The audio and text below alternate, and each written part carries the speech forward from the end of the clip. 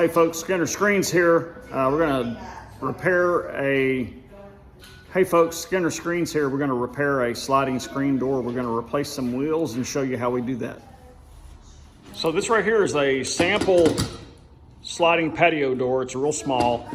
It's just real small. But it's a sample door we use to show people, and it's got the wheels on it. It has all the hardware.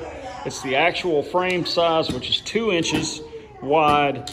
And you can see it's a very thick frame, extruded aluminum, miter cut, and the wheels are operated on all 4 corners by an adjustment screw. These have nylon wheels in them. I'll show you how we take them out and what it looks like on the inside. You can see that the wheel is connected inside here where my finger is, right there. It has an internal corner right here. So this is what the internal corner looks like. And you can see it's got a screw mechanism that comes out here, and these are the little places where the wheels attach.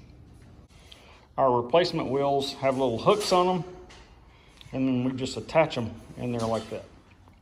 Okay, so right here we have the wheel that's in here right now, and if we wanted to replace this wheel, we would just kind of pull it a little bit, unhook it, and slide it right out.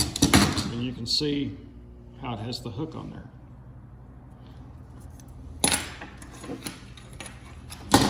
Now this is the internal corner of this door. And the way that looks on the inside is you pop that spring in there, and you come in here and you hook the wheel hook over that. And that butts up against that screw. And then when we loosen and tighten that screw, it raises and lowers the wheel.